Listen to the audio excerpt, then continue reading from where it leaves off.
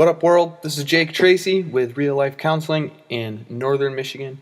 And recently I had the opportunity to interview Chip Sauer, who is the lead pastor at Community Reformed Church in Charlevoix, Michigan.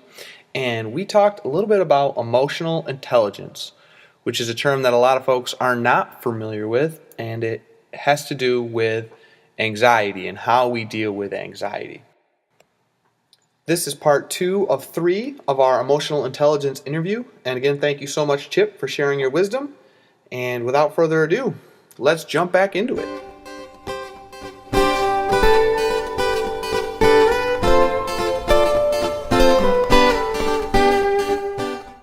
So I think this definition is incredibly helpful in thinking about emotional maturity. The language that is often used by Bowen, by Harrington and this crew that wrote The Leader's Journey, and by Edwin Friedman, which is another book that I'm going to encourage you to read, A Failure of Nerve, is they talk about self-differentiation.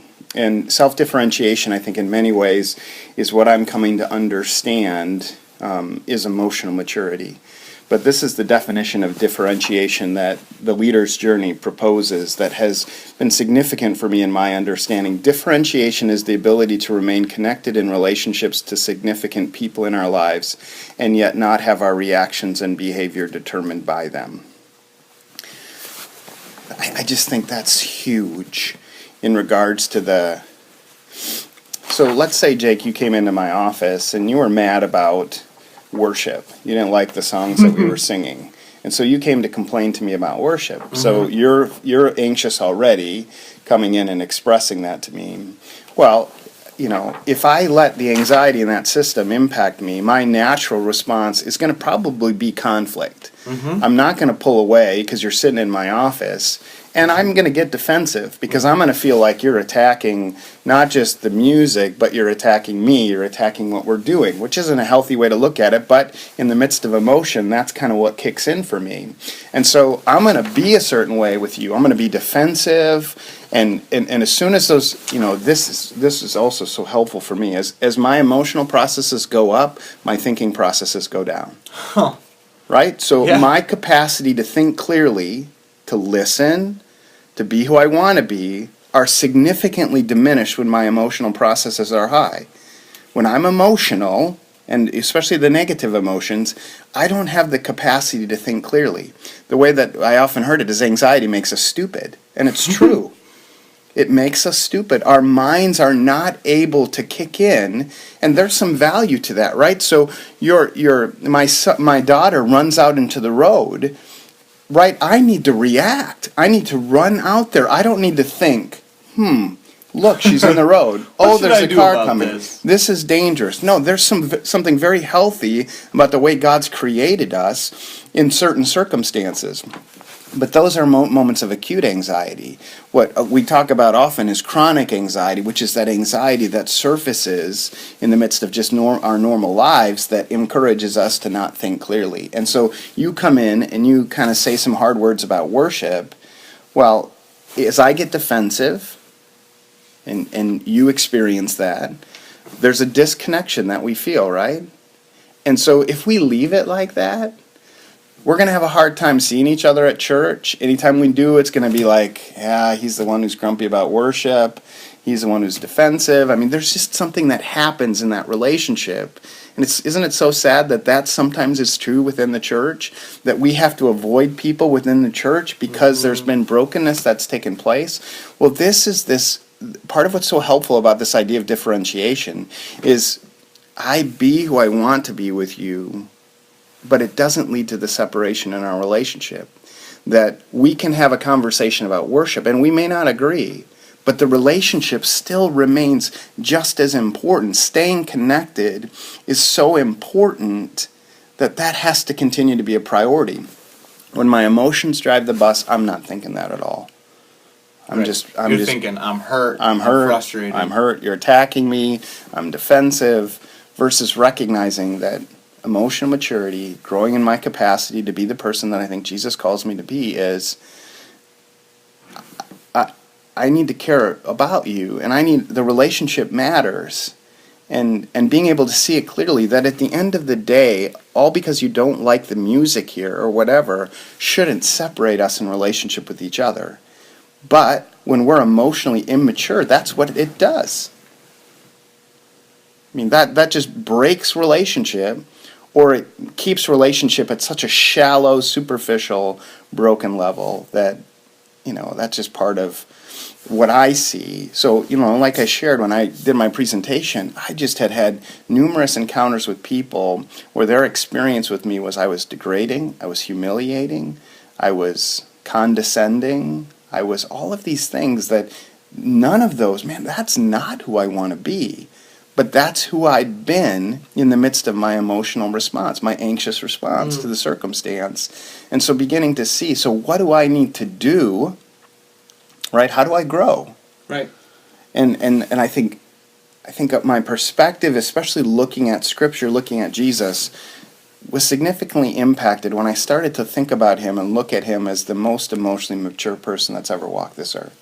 So what can I learn from Jesus? How does he handle, who does he be in the midst of those very highly volatile circumstances? And I think that's where kind of it's really led to not only seeing the model of Christ, but really asking Christ to help me to see myself.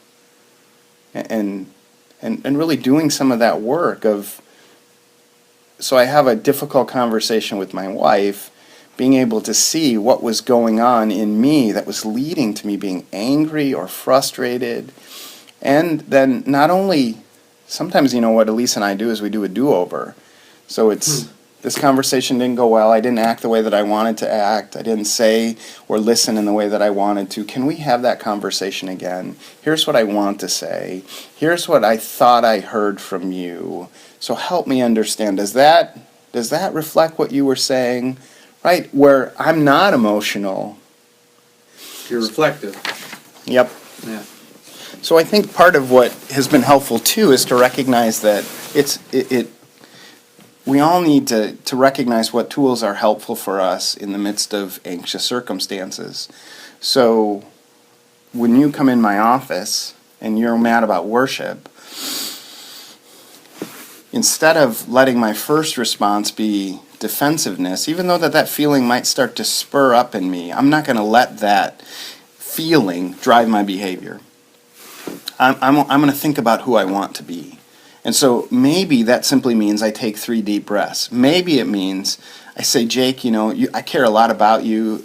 I'm feeling some anxiety as this conversation begins. Let's just ask God to help us to let this conversation not impact our connection with each other and really learn from each other. So maybe it's a prayer. Mm-hmm. And maybe in a circumstance with your spouse, you're talking, and it's pretty overwhelming emotionally, and you just say, look, you're really important to me. I'm in a place where I'm not going to be who I want to be right now emotionally. I need some space. So I need to go for a walk. I need to take 10 minutes. Can we talk about this tomorrow? Yeah. I know it's really important. I'll take the initiative to make sure tomorrow we have this conversation. But right now I'm not in a place that I'm going to be who I want to be. And so having the capacity, right, to do that. To recognize the anxiety bubbling up. Yep. You got to call it out before you do something that's not you. Yep. So in some ways it's that whole seeing yourself in the midst of the anxiety that you're experiencing and having the capacity to do what you need to do to be who you want to be. So sometimes it's taking a break, giving yourself a timeout. Sometimes it's being able to say, okay, I need to, for me, sometimes it's just remembering some things. So you come in my office and you start going after me going at it about worship. Sometimes it's helpful for me to remember, man, I love Jake. I just think about who Jake is and how much he's loved by God. And I know that Jake's intent here isn't to get on my case. I know that his intent isn't to make me feel bad. I know that this stuff really matters to him. And so all of that is so helpful. Right? You're not the enemy. Remembering that. Remembering we're allies. We're on the same team. Sometimes that is important, I think, for us to handle our anxiety and the emotional stuff that's going on well. And so, I think one of the pieces there, Jake, that's so important is we have to be willing to let other people help us see ourselves. We have to be willing to let other people help us see ourselves. Right? So it's like a mirror. So your wife, right? Your wife does this. She holds up a mirror and she helps you to see you. And a relationship like marriage, there's probably no greater example of a relationship that helps us to see ourselves if we're willing to see it. If we're willing, right? If you're willing to let your wife speak into, Jake, sometimes in social settings, you just take over and I just feel left out. I feel like I'm not a part. Or in social settings, I don't feel like I'm a priority. You're putting on a show instead of recognizing that we're still together. Right? So you don't see that unless somebody is willing to kind of hold that up for you. And clearly your wife loves you, wants what's best for you, but being willing to hear her speak into that and being willing to grow in your capacity to see yourself is really an important piece. And you've got to self-differentiate and say, it's not that she doesn't love me, it's because she does love me. It is. Yeah, I mean, there's a... Johari's window, does that ring a bell? So I'll see if I can quickly do this. Johari's window with a J? Or? Yeah. It's Johari window. This is probably the best way to show it.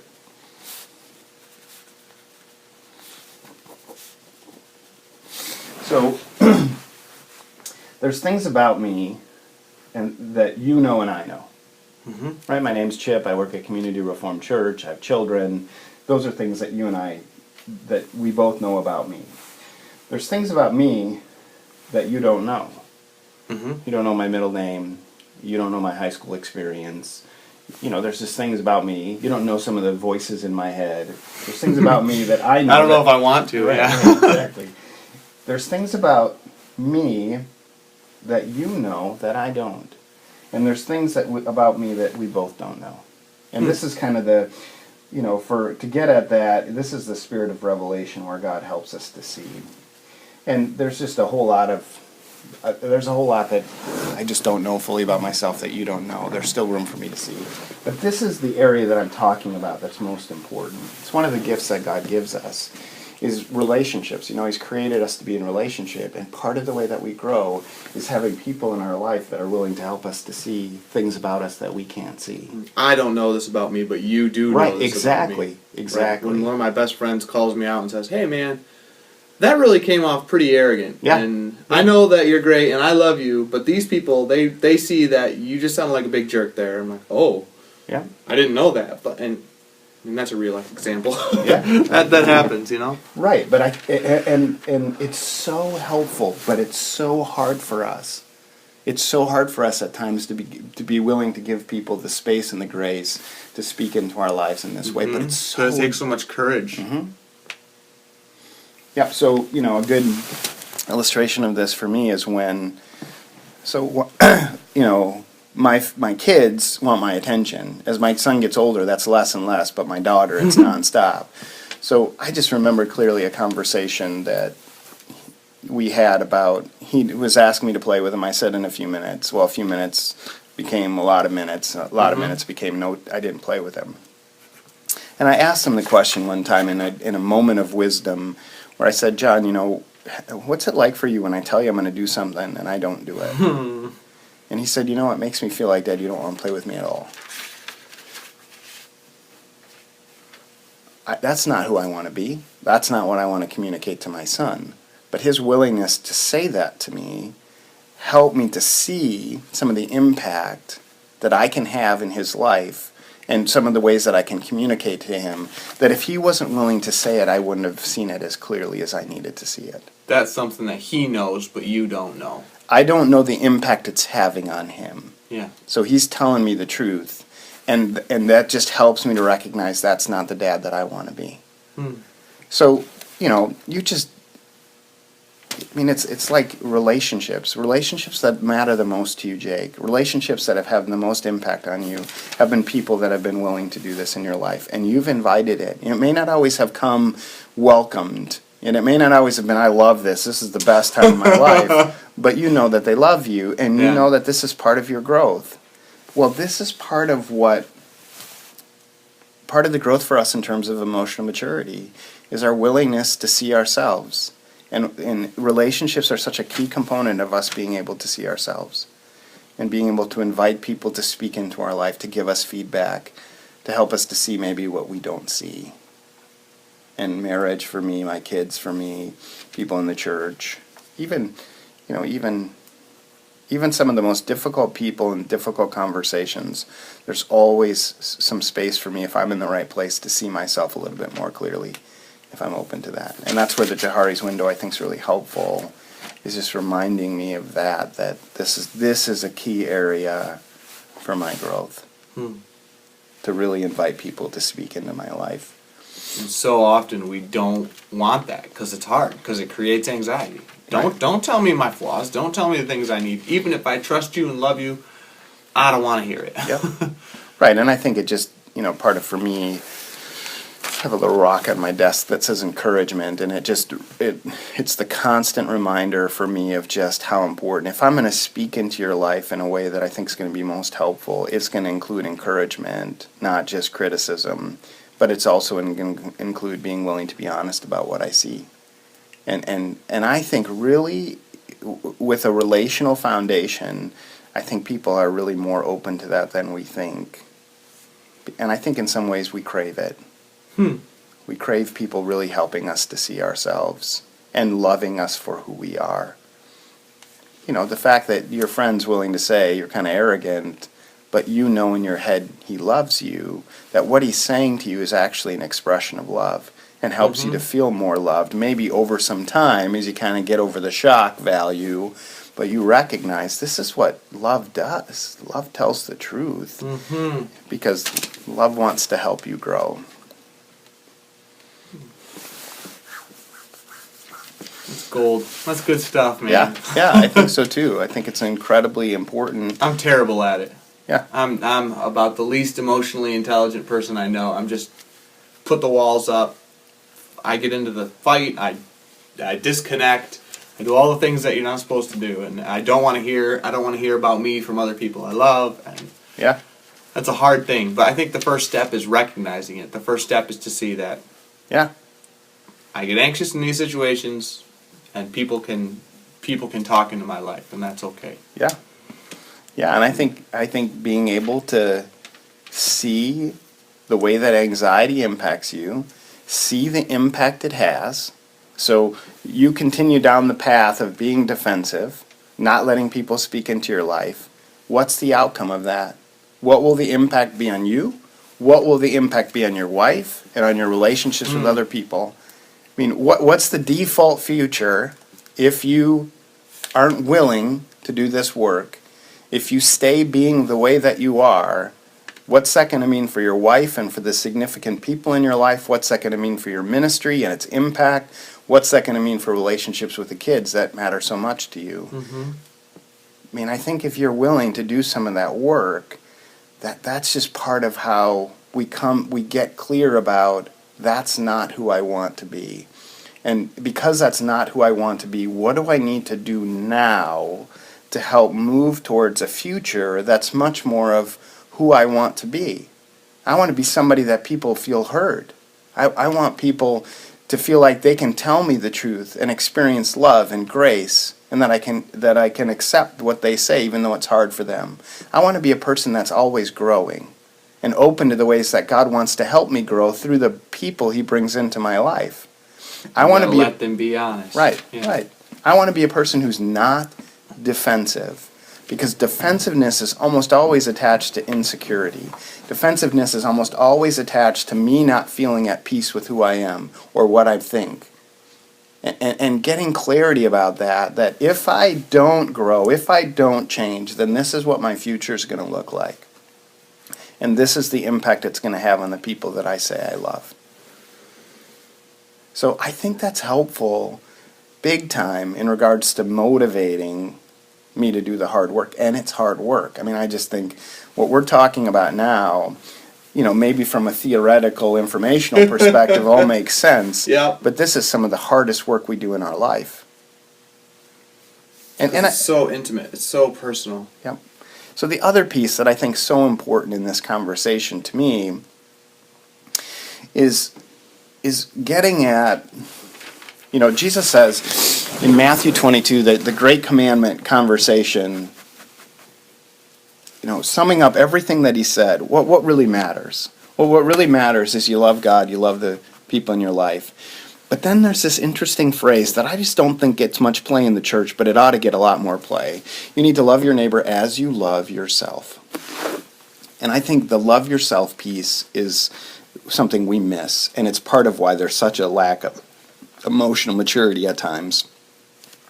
Because, as you well know, Jake, so much of what hinders us from embracing our identity, from embracing grace and love from God, from seeing ourselves, from growing in our capacity to see ourselves through His eyes, is our woundedness from our past.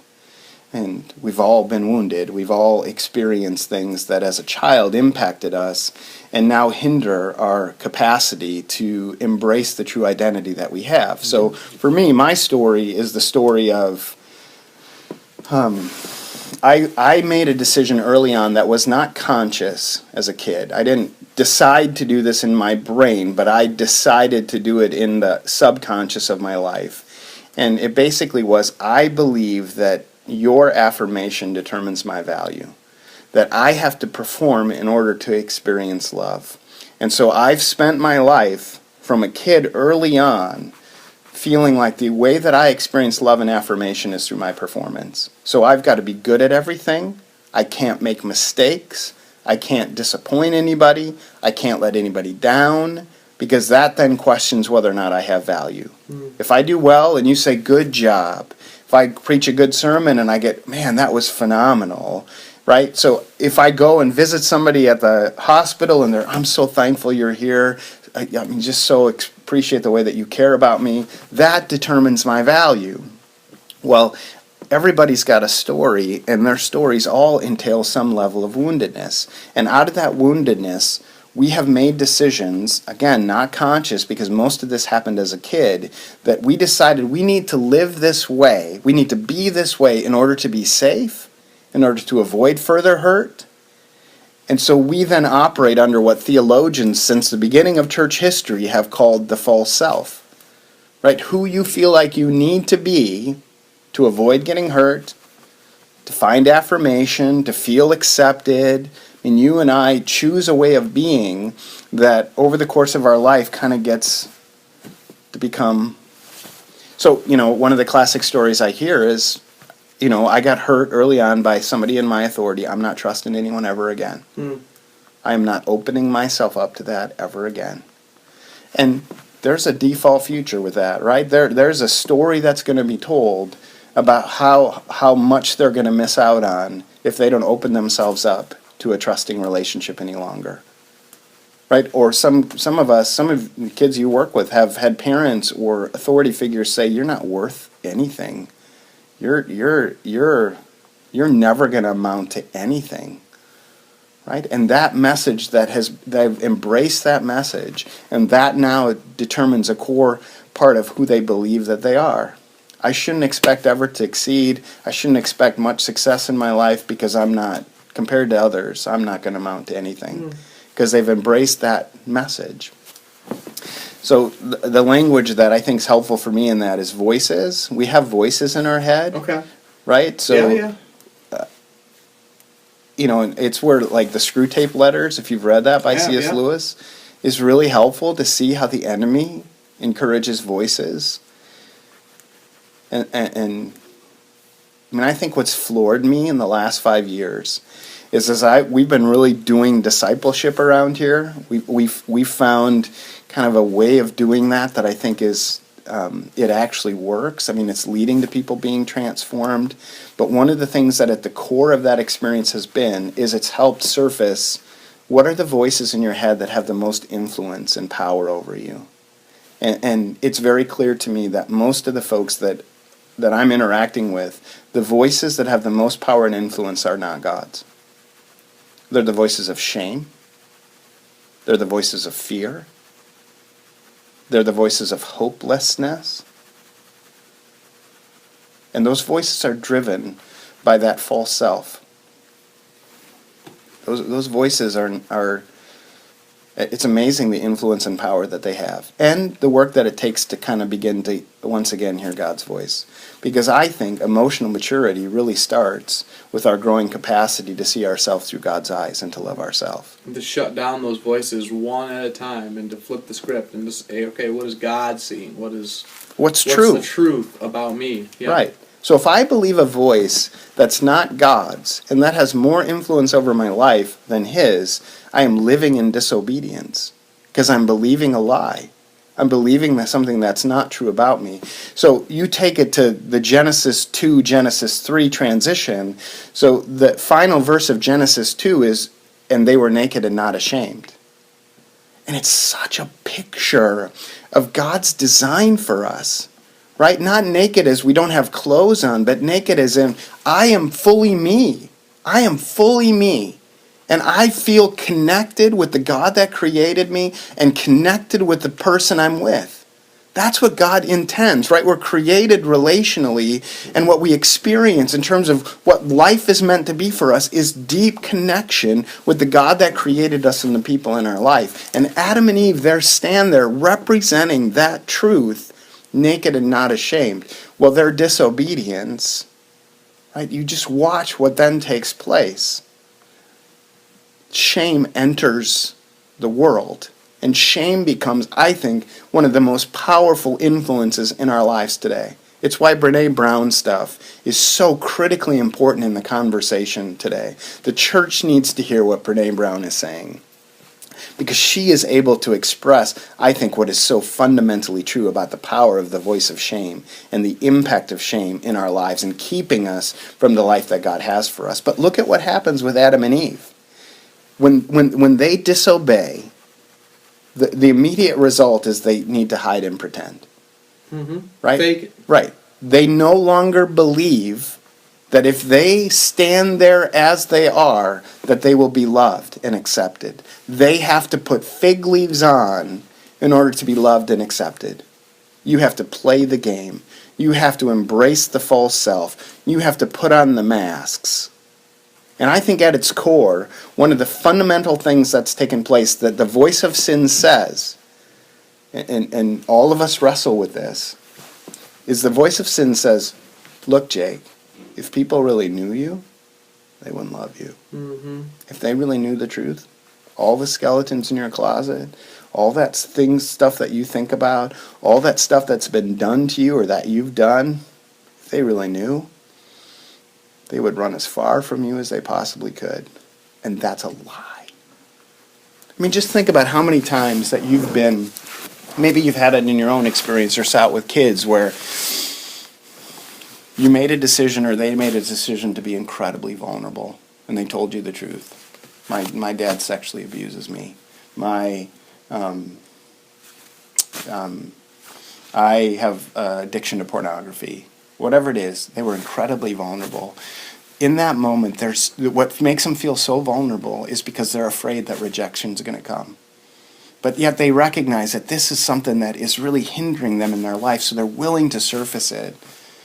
And what often, it doesn't always happen in human relationships, but what I sure hope happens within the life of the church and with followers of Jesus is that you experience grace and acceptance, and that connects you more with that person than it pushes you away.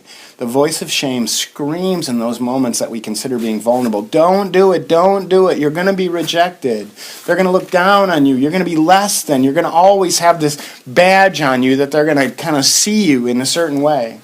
But that's just not true. What we keep in the darkness, right, continues to be like a cancer that grows. What we bring to the light has a chance of being restored and healed and redeemed. Vulnerability before grace. Yep. Every time. Yep.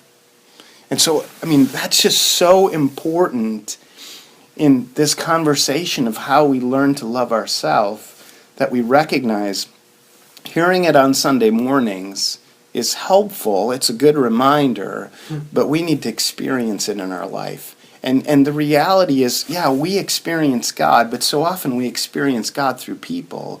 We experience God's love through the love of people. We experience God's grace through the grace that people offer to us. We experience connection through the connections that we have in human relationships. It's the way that God designed us. I mean, one of the great ways that He loves us is He expresses Himself in tangible ways through people in our life.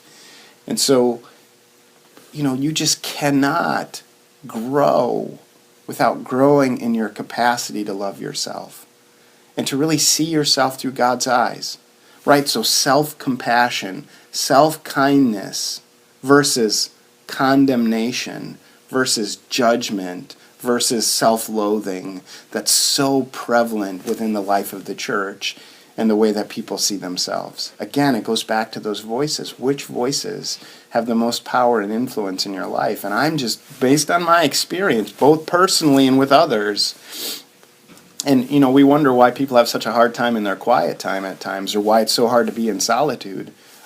Stuff comes up. Right. Those voices. Right away. Right. Those are the voices that you hear. Who wants to hear those voices? You suck. You're never going to amount to anything. You're not worthy of love and acceptance. Yeah. So I just think that's you just can't grow in what we're talking about in terms of emotional maturity and being who you are apart from that growth in terms of relationship with God, letting His voice be the voice that really has the most impact in defining who you are. Sorry, I had to cut it off right there because we have part 3 of our interview coming up very, very soon. You can hear it at reallifecounselor.com. I'm Jake Tracy. Thanks for listening. We'll see you next time.